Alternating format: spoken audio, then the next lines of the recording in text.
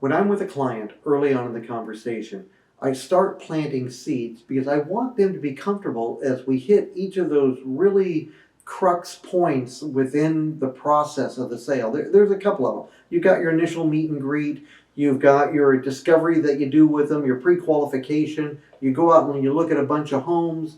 You sometimes have to go back out after doing a little bit of research, and then you write up the offer, you do some negotiations, you go into escrow, do your do your request for repairs and your inspections, and then we fund and then we close. I just described about 8 or 9 steps. Sometimes I can get that down to about 6 that we do. But for a client, especially one who's never been through the process of buying a home, they don't know each of those steps and how they fit together, both technically and verbally and emotionally. So it's up to a good salesman in order to prepare the client ahead of time for what has to be done. And many times I'll do this right in the very beginning. As I'm going through my initial meet and greet, I'll ask them, have you ever bought a home before? Are you familiar with the desert? When you think of Palm Springs, do you think of the entire desert or do you think of just the city of Palm Springs? And by me asking a few of these questions, I quickly get the gist of how knowledgeable this client is about the overall sales process of what it's going to take to buy a home here in the Coachella Valley. So based on that, I'll often say, okay, let me do a quick synopsis of how this works. And then I'll tell them what we're going to do is I'm going to take some notes and I'm going to listen to what you're looking for in a home. And then we're going to go on the computer here, and oftentimes I'm typing at this point, logging on. Then we're going to go on the computer here, and we're going to see what we can find. Then based on that, I'm going to get my first understanding of what it is you're really looking for, what you like and what you don't like. And then I'm going to need some time to really research, and we'll go out tomorrow and next day. Let's set a time for that, okay? And we set a time. Okay, now that's just part one of us looking for a home. The next step is we're out there looking at homes, and I need you to lean on the countertop. I need you to post yourself, up against the hallway wall or the fireplace or whatever it is. I need you to really look around the backyard. And at each of these points, I need you to tell me what you like and what you don't like. Because only by seeing how you interact with the house and how you interact with your other half will I truly get to know what's most important to you in a home. And that's what is important to me.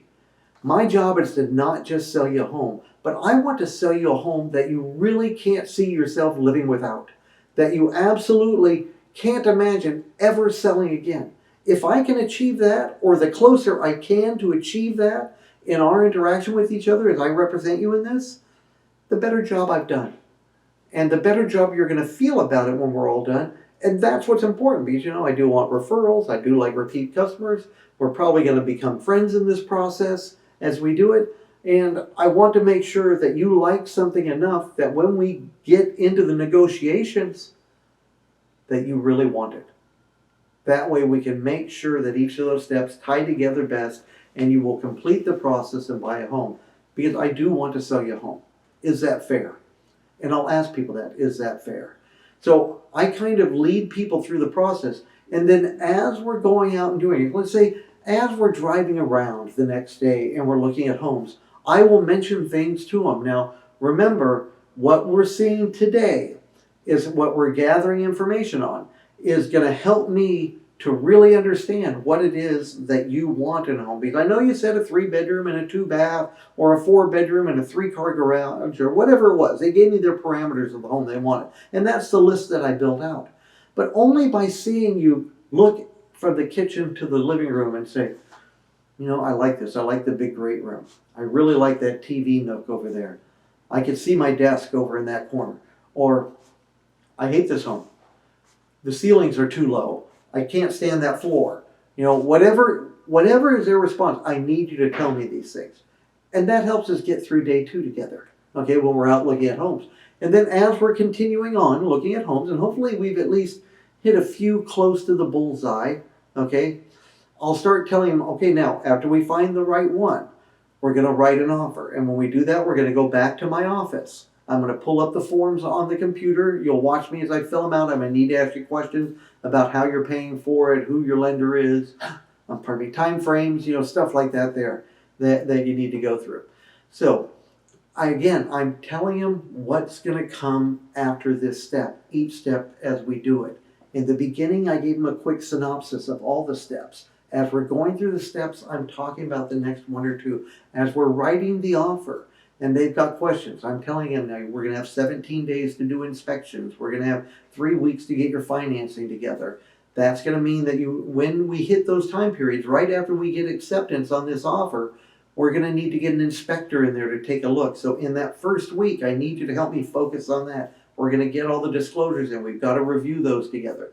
So please be ready for these things.